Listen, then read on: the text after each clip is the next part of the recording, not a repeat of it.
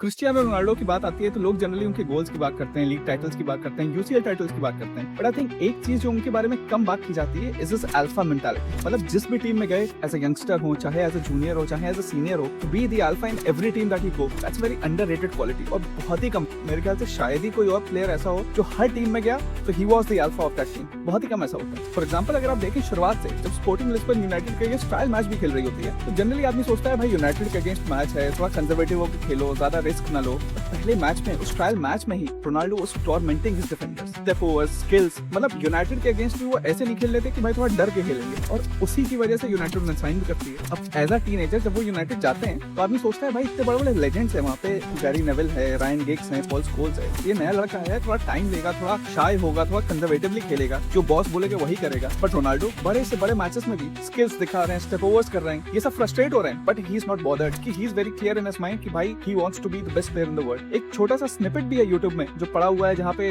रियो Ferdinand, Anderson, Cristiano Ronaldo एक party में जाते हैं तो उनसे पूछा जाता है कौन उनके अकॉर्डिंग कौन उनके बेस्ट प्लेयर्स हैं। तो कोई मैराडोना बोलता है, कोई पेले बोलता है, बट रोनाल्डो बोलते हैं मी। एज अ टीनेजर रोनाल्डो बोलते हैं मी। मतलब तब से उन्हें पता था कि he wanted to be the greatest player of all time. ये होती है मेंटालिटी। यूनाइटेड में भी he becomes the alpha of that team. United में जो इतनी ग्लोरी टीम, फिर वो जाते हैं रियल मैड्रिड। अब रियल मैड्रिड का प्रेशर कुछ और ही होता है। हर आदमी जानता है कि वहाँ पे एडजस्ट करने में हर आदमी को टाइम लगता है। बेल, मॉड्रिच, बेल, हैजार्ड, काका, बेंजीमा को 3 साल लगे थे। ये सारे ऐसे प्लेयर्स हैं जिन्हें पहले साल बू किया गया था, but not Cristiano Ronaldo. Alpha mentality that he has. पहले सीजन से ही becomes the best player of the team. जब वो ट्रांसफर सीजन हुआ था तो जावी अलोंसो, काका, बेंजीमा, रोनाल्डो सब एक ही ट्रांसफर विंडो में आए थे, तो लोग कह रहे थे शायद काका आउटशाइन कर जाएंगे, बट काका was nowhere near Cristiano Ronaldo. और ये है एलीट मेंटालिटी जो क्रिस्टियानो रोनाल्डो को सबसे अलग बनाती है, the alpha mentality. Real Madrid जैसे क्लब में अगर कोई नया प्लेयर जाके पहले ही सीजन से अल्फा बन जाता है, becomes the leader of the pack, तो आप समझ सकते हैं उसका लेवल क्या है। And that is Cristiano Ronaldo. उसके बाद यूवेंटस जाते हैं जो इटली की one of the greatest clubs है। वहाँ पे बुफॉन है, बनुची है, चियलिनी है, बट फर्स्ट डे से फिर भी अल्फा कौन है? Cristiano Ronaldo. यूनाइटेड वापस आते हैं, थोड़ा डाउन ट्रेंड चल रहा है, बट एक चीज क्लियर है कि अल्फा कौन है? रोनाल्डो। मतलब यही बात है।